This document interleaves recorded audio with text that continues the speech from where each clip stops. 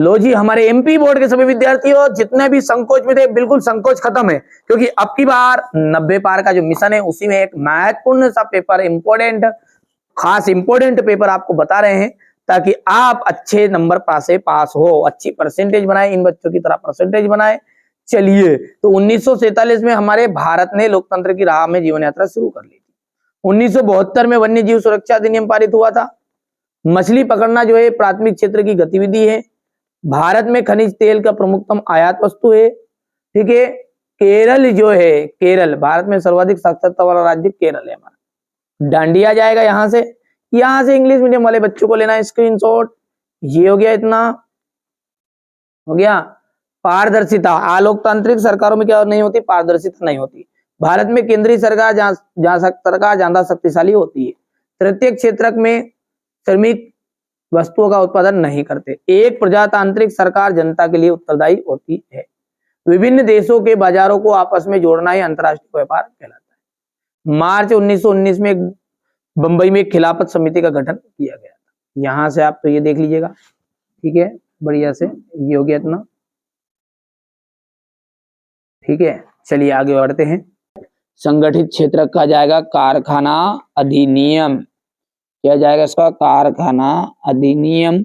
नई आर्थिक नीति लागू की गई तो 1991 में फ्रेडरिक सार्यू, ये आपका फ्रांस का, और वंदे मातरम बंकिम चंद्र चट्टोपाध्याय, तो ये तीसरा हो जाएगा आपका। कपास महाराष्ट्र हो जाएगा, और आधी से ज्यादा गरीब आबादी किसमें है, बांग्लादेश में है। हो गया, यहां से आपका बढ़िया से कंप्लीट कर सकते हैं। ये भर देता हूं मैं, 2 5 बांग्लादेश वाला आपका 6 है, ये आपका फर्स्ट है, और बंकिम चंद्र चट्टोपाध्याय ये 4th है, और ये फ्रेंच आपका तीसरा है। हो गया। चलिए, पार्टियां सत्ता के लिए आपस में क्या करती है, प्रतिस्पर्धा करती है, जिसे अपन कंपटीशन कहते हैं, प्रतिस्पर्धा। श्रीलंका किस वर्ष स्वतंत्र राष्ट्र बन गया था, 1948। सूचना एवं संचार की प्रौद्योगिकी संक्षेप में क्या कहते हैं, आईटी। 1860 के दशक में कानपुर में कौन सी मिल खोली गई थी, एल्गिन।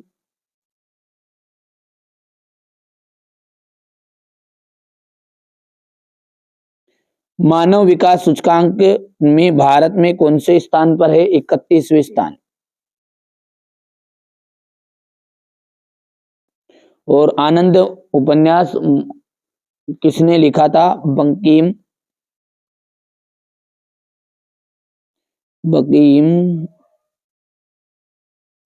चंद्र चट्टोपाध्याय।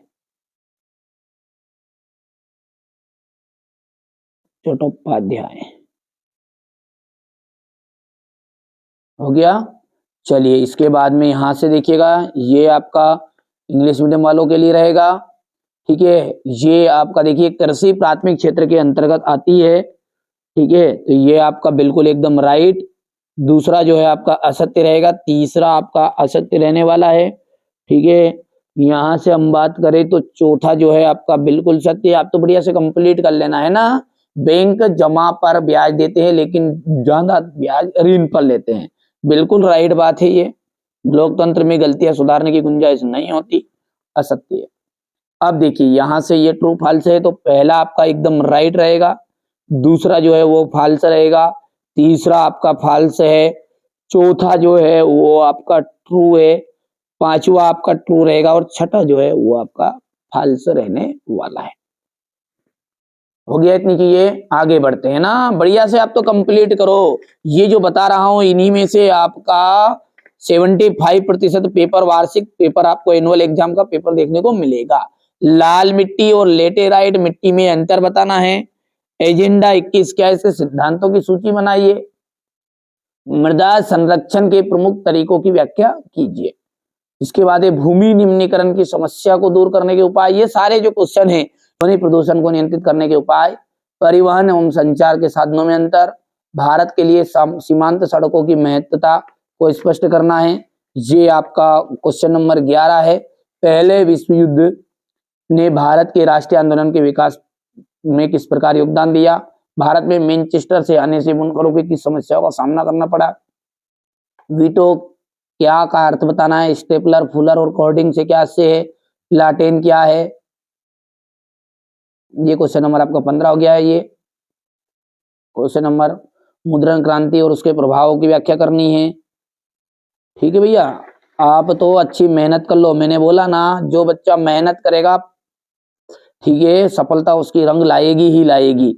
भारत में पाई जाने वाली लौह अयस्क पेटियों के नाम बताइए। लोहा इस्पात उद्योग और आपको आधारभूत उद्योग को कहा गया है। भारत में केंद्र राज्य संबंधों पर टिप्पणी देना है। सत्ता के विकेंद्रीकरण से क्या से है? अतिरिक्त मुद्रा वाले लोगों और जरूरतमंद लोगों के बीच बैंक का मध्यस्थ